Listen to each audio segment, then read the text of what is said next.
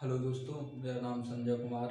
आप देख रहे हैं संजय जी सब। इस चैनल पर SSC, CGL, state PCS, UP police, लेखपाल, अदर कम्पिटिटिव एग्जाम की तैयारी कराई जाती है।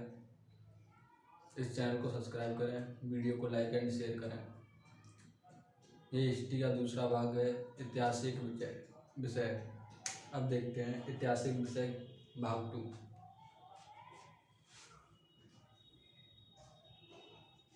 इतिहास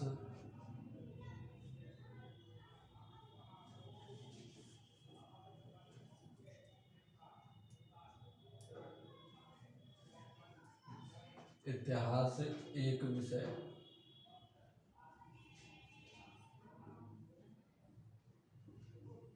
लास्ट वीडियो में मैंने अभिलेख तक कर ली थी, अब अभिलेख से आगे देखेंगे।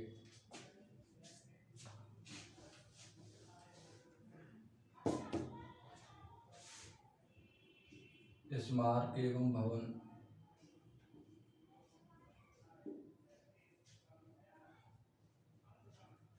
जो सिंधु घाटी सभ्यता से हड़प्पा और मोहनजोदड़ो दो स्थान मिले हैं, वो 5500 साल पुराने,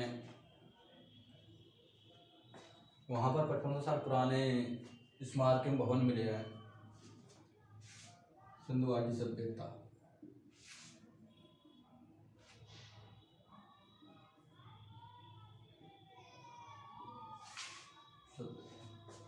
5500 साल पुराने।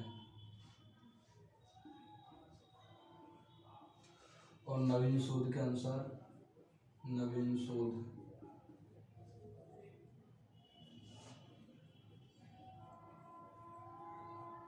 8000 साल पुराने। हमें अतरंगी खेड़े से एक ईसा पूर्व के लोहे के साक्ष्य मिले हैं।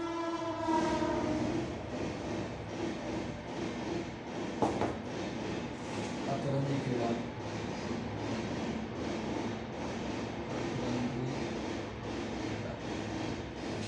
लोहे के साक्ष्य।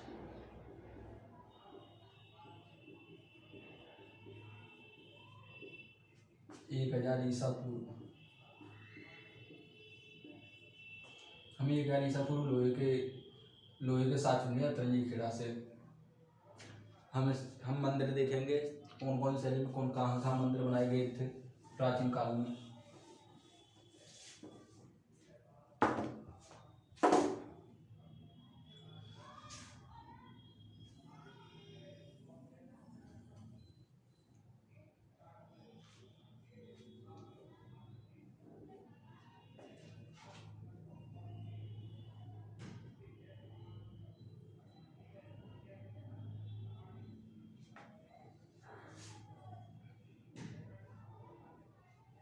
उत्तर भारत,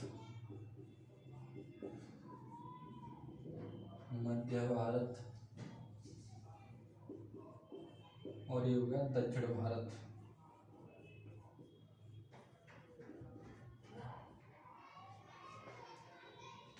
उत्तर भारत में जो शैली थी मंदिरों की, वो नागर शैली थी।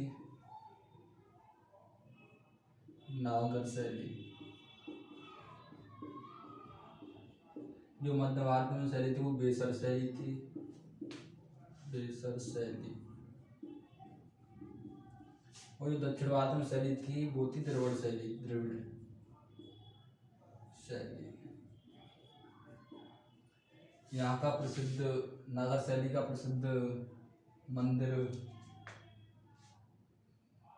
कंदलिया महादेव मंदिर, और इस शैली का राजराजेश्वर मंदिर, द्रविड़ शैली का राजराजेश्वर प्रसिद्ध है। ये हमारी शैली हुई नागर शैली, बेसर शैली, द्रविड़ शैली। भारत की शैलियों को तीन भागों में बांटा गया, उत्तर भारत, मध्य भारत और दक्षिण भारत। उत्तर भारत की शैली नागर शैली, मध्य भारत की शैली बेसर शैली, द्रविड़ भारत की शैली, दक्षिण भारत की शैली द्रविड़ शैली। ये हो गए हमारे स्मारक एवं भवन। अब देखते हैं सिक्के।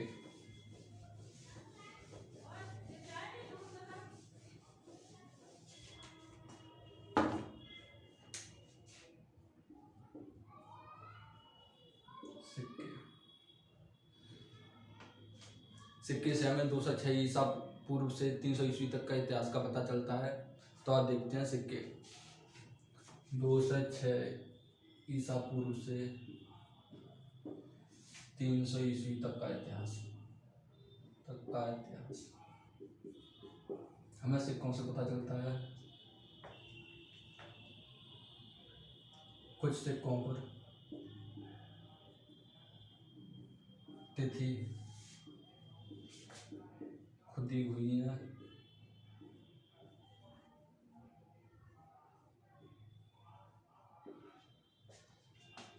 जिनसे हमें कालक्रम निर्धारित करने में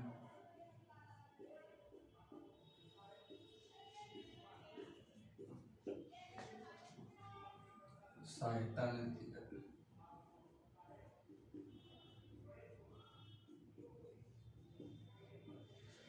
कुछ सिक्कों पर तिथि खुदी हुई है, जिनसे हमें कालक्रम निर्धारित करने में सहायता मिलती है।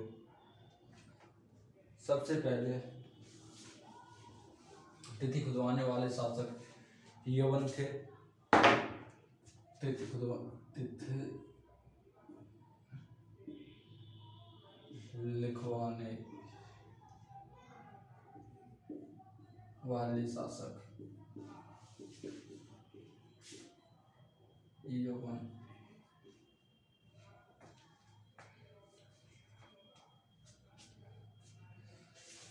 सिक्के 4 प्रकार के होते थे। सिक्के नंबर 1 सोना, नंबर 2 चांदी, नंबर 3 तांबा और नंबर 4 सीसा।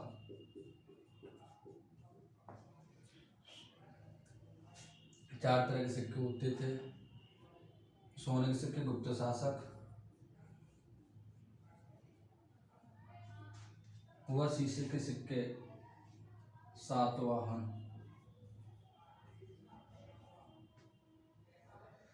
शासकों ने सर्वाधिक चलाए। सोने के सिक्के गुप्त शासकों ने सर्वाधिक चलाए और शीशे के सिक्के सातवाहनों ने सर्वाधिक चलाए। इस टाइम की एक मुद्रा थी आहत सिक्के। आहत और पंचमार्क सिक्के। आहत सिक्के ठप्पा मार के बनाए जाते थे। ठप्पा मार के बनाए जाते थे। ये 5वीं ईसा पूर्व के सिक्के होने के कारण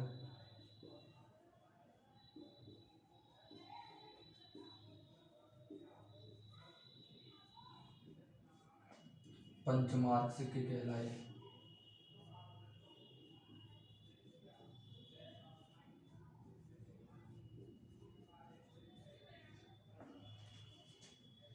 आहत सिक्के ठप्पा मार के बनाए जाते थे। पंचमार्क सिक्के इन्हें कहते थे आहत सिक्कों को, क्योंकि ये 5वीं ईसा पूर्व के सिक्के होने के कारण पंचमार्क सिक्के कहलाए कहते थे।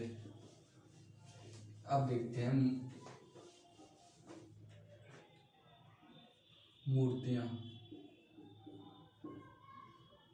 मूर्तियों का प्रारंभ कुषाण काल में हुआ। सबसे पहले कुषाण काल में मूर्तियों का प्रारंभ हुआ, इसलिए देखते हैं मूर्तियों का प्रारंभ कुषाण काल।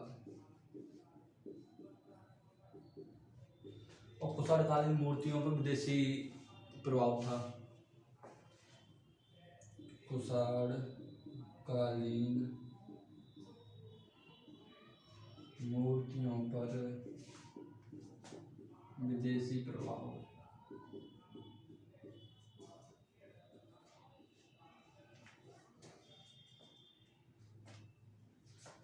मथुरा कला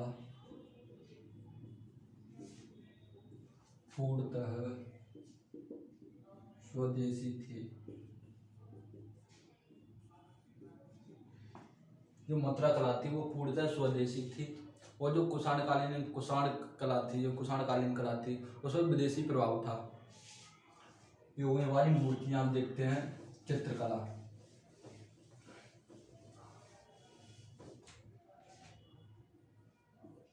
चित्रकला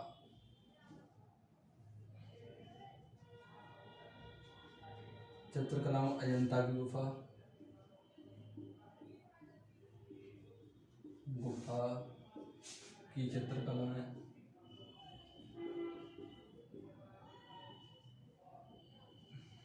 और नंबर 2 भीमबेटका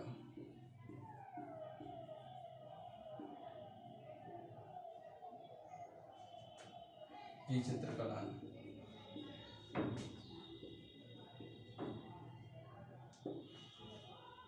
अजंता की गुफा की चित्रकला, भीमबेटका की चित्रकला है। यही जो सर्वाधिक प्रसिद्ध है चित्रकलाओं में। अब देखते हैं मोहरें।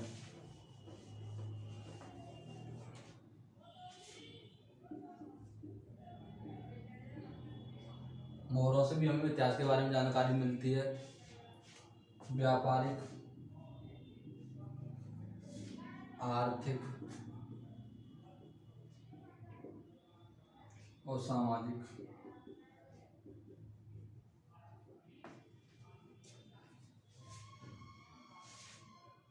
व्यापारिक, आर्थिक और सामाजिक। मोहरों से भी हमें व्यापारिक, आर्थिक, सामाजिक जानकारी मिलती है। और सिंधु घाटी सभ्यता से जो मोहरें मिली हैं, उनसे हमें धर्म की अनुभूति होती है। धर्म की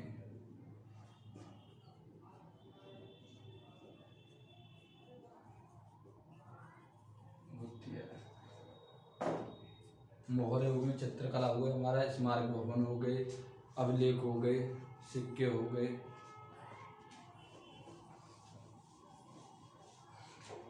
अभिलेख, स्मारक एवं भवन, सिक्के, चित्रकला, महोगन,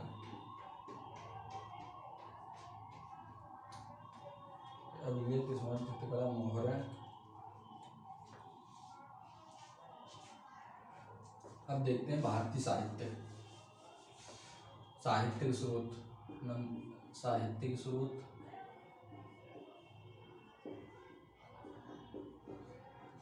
दो भागों में डिवाइड किया जाता है। भारतीय साहित्य, विदेशी साहित्य।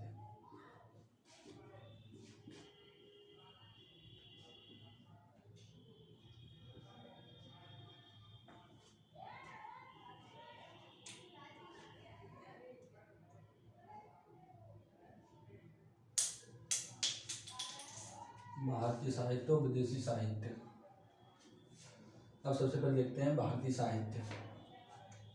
भारतीय साहित्य में देखते हैं, सबसे पहले देखते हैं भारतीय साहित्य। भारतीय साहित्य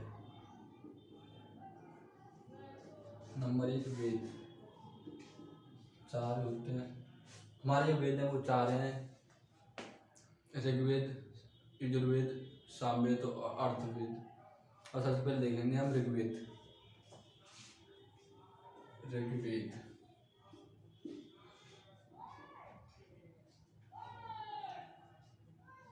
इसका काल 1500 ईसा पूर्व से 1000 ईसा पूर्व तक था। 1000 ईसा पूर्व। इसमें 10 मंडल, 1028 सूक्तियाँ और 18,580 ऋचाएँ थी। 10 मंडल, 1028 सूक्तियाँ और 10 18,580 रचनाएं।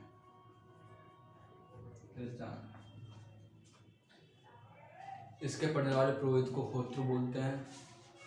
पुरोहित को पढ़ने वाले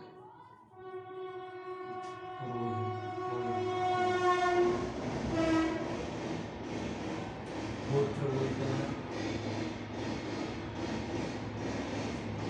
इसका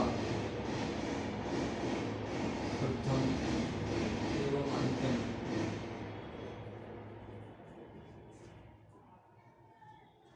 मंडल बाद में जोड़ा गया है।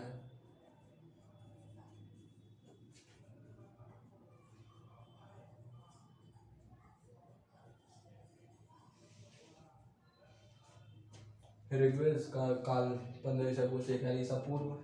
10 मंडल 1128 उक्तियाँ 18,528 रचनाएं पढ़ने वाले पुरोहित को होत्र। इसका प्रथम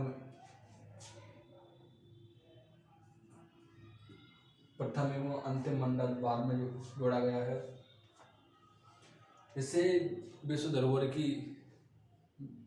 इसे यूनेस्को की मानव धरोहर में शामिल किया गया है। अब देखते हैं यजुर्वेद।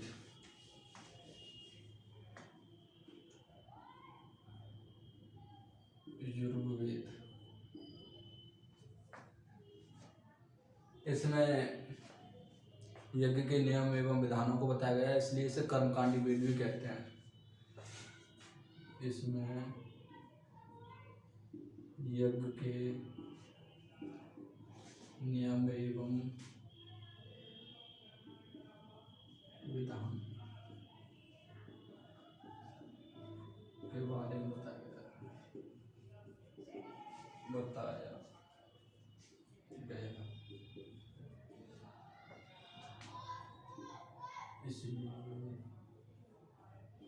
इसे कर्मकांडी वेद भी कहते हैं।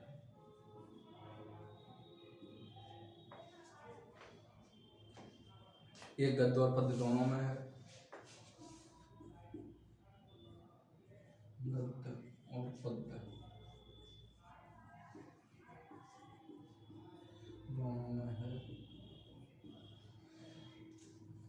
इसको 2 भागों में बांटा गया है। 2 भागों में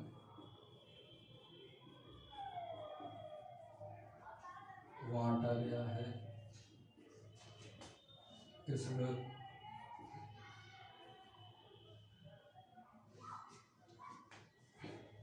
और शुक्ल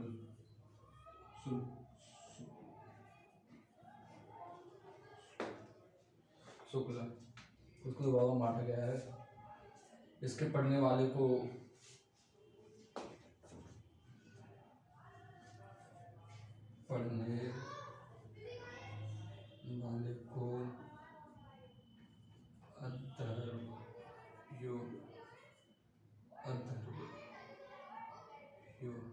कहते हैं।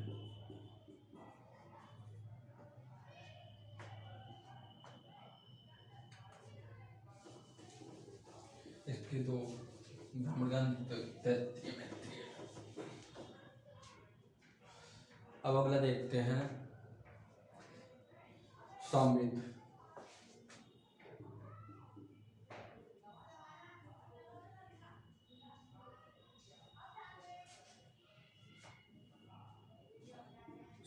साम का अर्थ गान।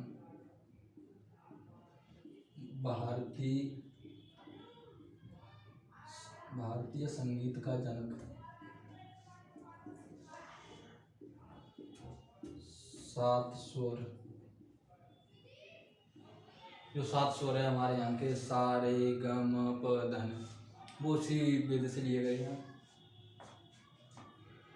सा रे ग म प ध न।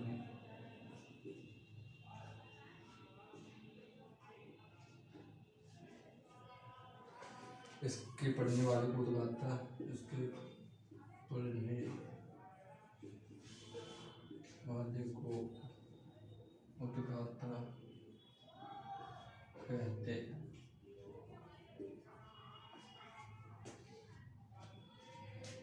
अब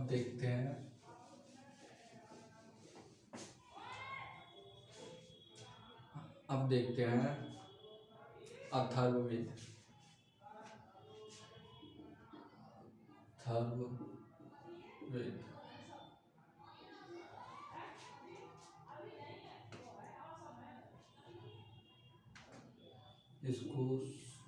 इसको सबसे बाद में अंग्रेज और अथर्ववेद ने लिखा था। अथर्ववेद ने लिखा था, इसलिए इसे अथर्व या फिर अंग्रेज वेद भी कहते हैं। अंग्रेज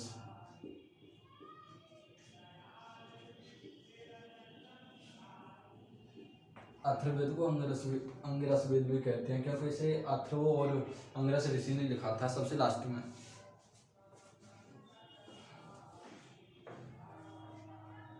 लेखक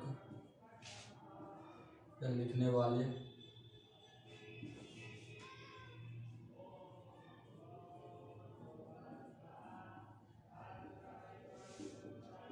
अथर्व और अंगिरस।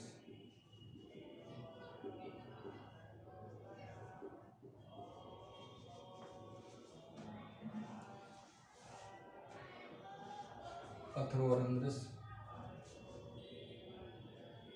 इसमें 731 सूक्तियाँ, 20 अध्याय और 1000 मंत्र। इसमें औषधि निर्माण, तंत्र मंत्र, जादू टोना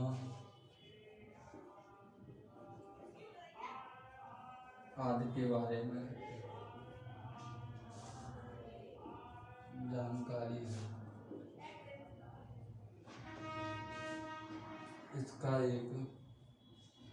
इसका एक उपनिषद है मांडूक्य उपनिषद, जिससे हमारे राष्ट्रवाद सत्यमेव जयते लिया गया है।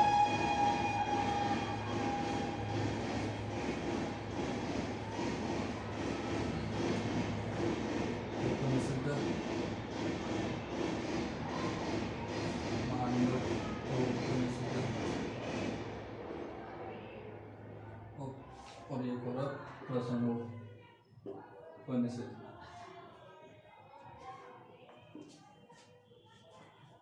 इससे हमारा राष्ट्रीयवाद सत्यमेव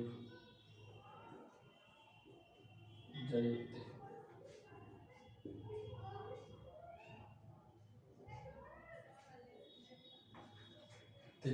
मांडूक्य उपनिषद, इससे हमारा राष्ट्रीय वाक्य है वो हमारा मांडूक्य उपनिषद से लिया गया है। और इसका एक और प्रश्न उपनिषद, इसके 2 उपनिषद हैं। ये हो गए हमारे उपनिषद। अब देखते हैं हम महाकाव्य।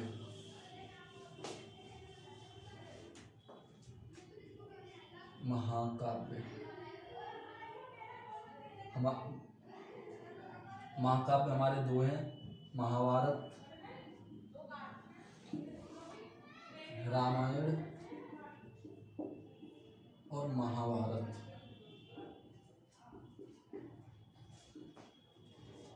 इसके लेखक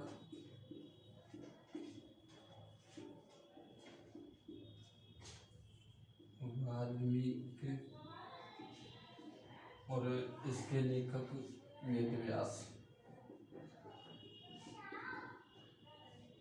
ये जो हमारा जो महाभारत है वो एक काल्पनिक, उसमें काल्पनिक तथ्य ज्यादा हैं, इसलिए इसे एक काल्पनिक माना गया है। काल्पनिक माना गया है। और इसमें हिंदू, यवन और शकों का संघर्ष है। शकों का संघर्ष रामायण वाल्मीकि ने लिखी है, इसमें हिंदू एवं और शकों का संघर्ष है। महाभारत वेदव्यास ने लिखा है, इसमें अधिक से अधिक काल्पनिक तथ्य दिखाए गए हैं। ये हो गए हमारे महाकाव्य। अब देखते हैं ब्राह्मोत्तर साहित्य। ब्राह्मोत्तर साहित्य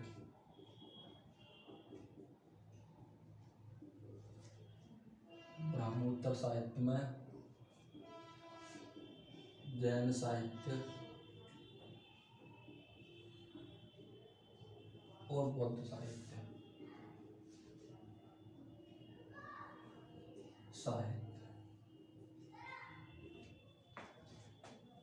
ब्राह्मोत्तर साहित्य में जैन साहित्य और बौद्ध साहित्य।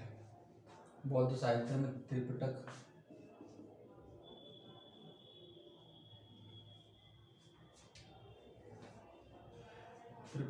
इसमें बौद्ध शिक्षाओं का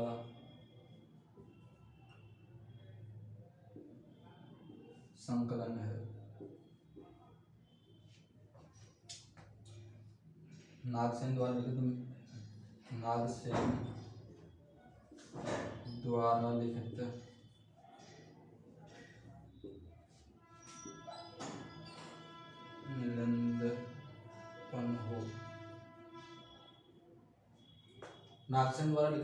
पन्हो से हमें पाल भाषा का एक ग्रंथ है।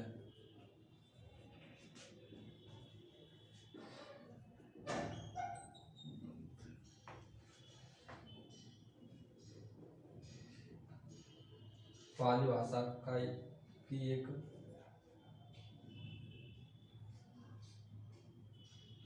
बौद्ध ग्रंथ, पाली भाषा का एक बौद्ध ग्रंथ है। बौद्ध भाषा का एक बौद्ध ग्रंथ है। इसमें जो भाषा है वो पाली है और इनका एक कल्पसूत्र, जिससे जैन के बारे में जानकारी मिलती है। ये हमारे हो गए ब्राह्मोत्तर साहित्य। अब देखते हैं विदेशी साहित्य।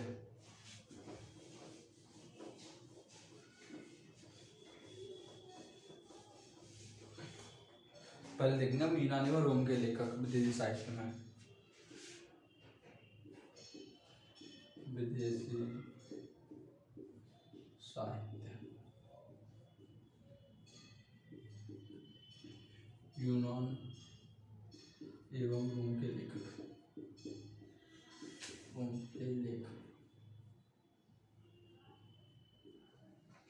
इसमें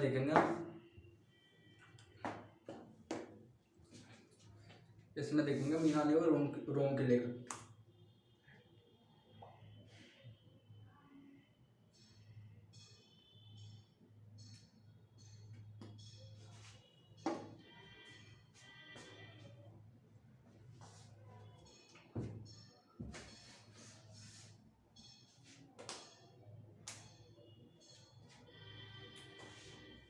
तो सबसे पहले देखेंगे विदेश यूनानी और रोम के साहित्य में टेसियस और हेरोडोटस। तो सबसे पहले देखेंगे टेसियस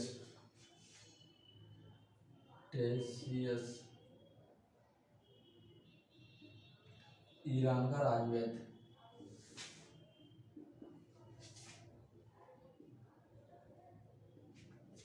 टेसियस जो था वो ईरान का राजवैद्य था। इसने जो भी अधिकांशतः जो इसने कहानी लिखी है वो एक काल्पनिक है, अविश्वसनीय कहानी, काल्पनिक और अविश्वासी।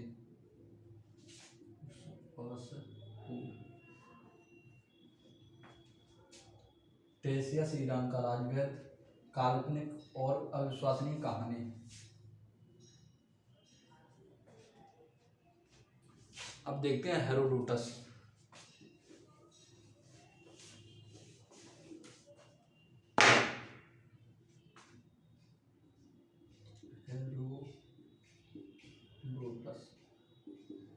हेरोडोटस को इतिहास का पिता कहते हैं। इसने 5वीं ईसा पूर्व सदी में हिस्टोरिका नाम की किताब की रचना की। उसमें भारत और फारस के संबंधों का वर्णन किया गया है।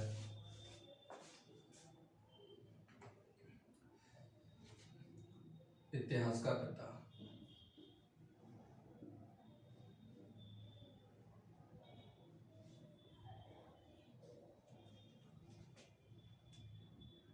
5वीं ईसा पूर्व। एक किताब हिस्टोरिका।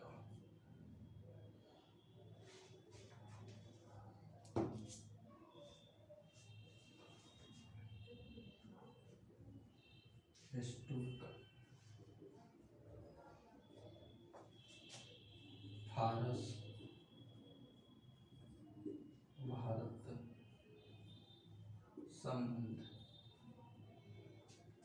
हेरोडोटस इतिहास का पिता कहा जाता है। इसने 5वीं ईसा पूर्व एक किताब हिस्टोरिका लिखी। उसमें भारत फारस संबंध बताए गए हैं। सिकंदर के साथ आने वाले लेखक निकास, अनैसिकट और अरिस्टोबुलस थे। मेगनीज ने इनका रचना की, जो सेल्यूकस का राजदूत था। एक बुक प्लिनी लिखी, नेचुरल हिस्ट्री, जिसमें भारत के पशुओं के बारे में बताया गया है। टॉलमी की पुस्तक जियोग्राफी से भारत के भूगोल तथा व्यापारिक वस्तुओं के बारे में जानकारी मिलती है। अब देखते हैं चीनी यात्रियों के विवरण।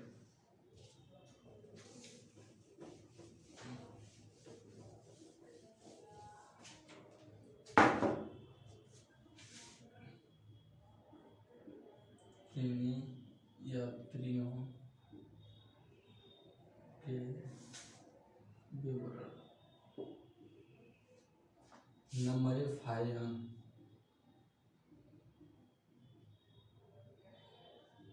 सबसे पहले देखेंगे फाहियान को। फाहियान 5वीं सदी में के प्रारंभ में भारत आया था। उस समय चंद्रगुप्त द्वितीय यानी विक्रमादित्य का शासन था। उस समय के भारतीय समाज और संस्कृति के बारे में उसने वर्णन किया है अपनी बुक में। 5वीं सदी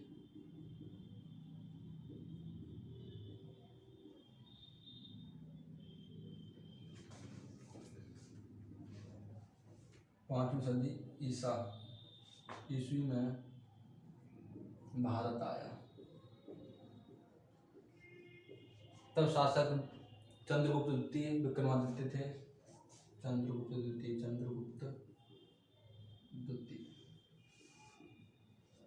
शासक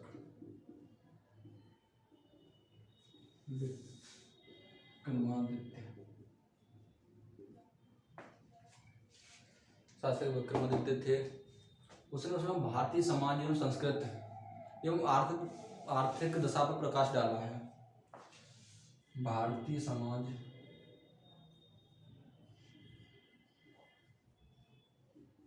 की संस्कृति एवं आर्थिक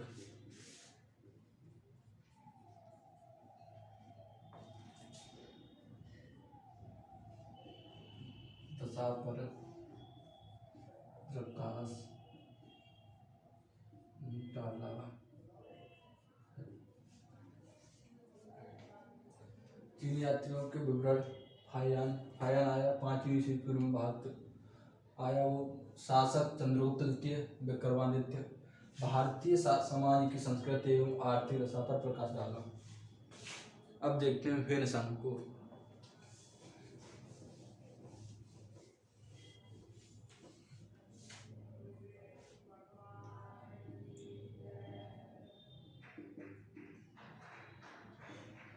सातवीं सदी में भारत आया।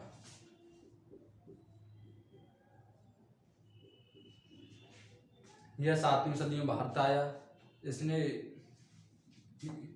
जब ये भारत आया तो शासक हर्षवर्धन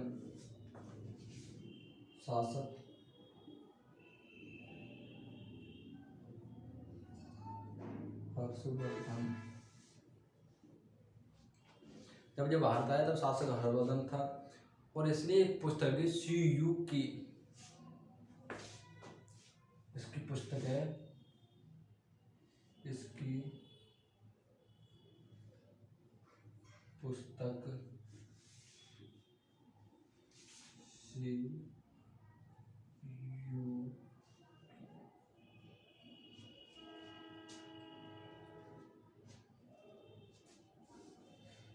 अब देखते हैं ह्वेनसांग।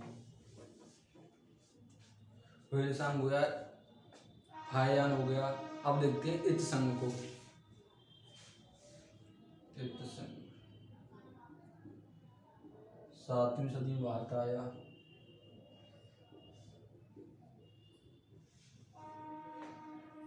इसने नालंदा, विक्रमशिला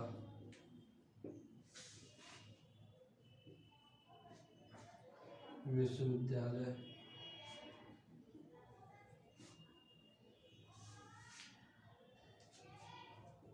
के बारे में तथा अपने समय के भारत के बारे में, अपने समय के भारत के बारे में बताया। इसने विक्रमशिला और नालंदा विश्वविद्यालय के बारे में बताया और अपने समय के भारत के बारे में का वर्णन किया है। अब देखते हैं अरबी लेखक अल-बरूनी।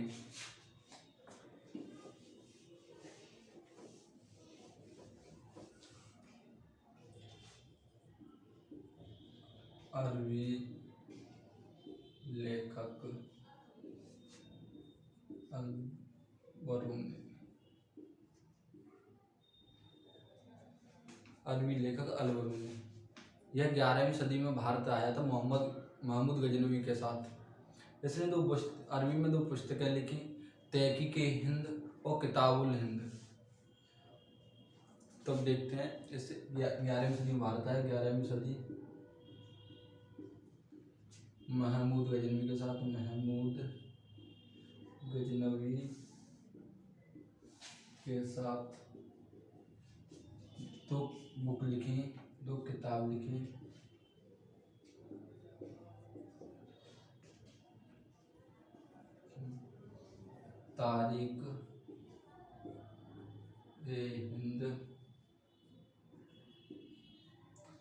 तारीख-ए-हिंद और किताबुल हिंद।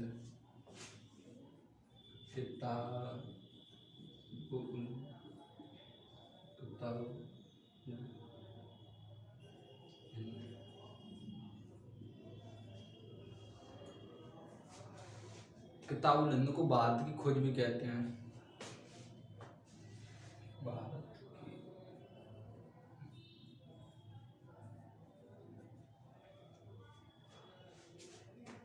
अब आज की वीडियो यहीं समाप्त करते हैं। कल को देखेंगे प्राग ऐतिहासिक काल। प्राग ऐतिहासिक काल के बारे में जानकारी करेंगे। नवपाषाण काल, मध्य पाषाण काल, पुरापाषाण काल और जो और भी संस्कृति थी, जो अन्य संस्कृतियाँ थी, उनके बारे में जानकारी करेंगे। कल देखेंगे प्राग ऐतिहासिक काल पूरा। उसके बाद नेक्स्ट वीडियो में देखेंगे सिंधु घाटी सभ्यता। तो बने रहिए मेरे साथ। इस चैनल को सब्सक्राइब कर लें, वीडियो को लाइक एंड शेयर करें। आज के लिए इतना ही। जय हिंद, जय भारत।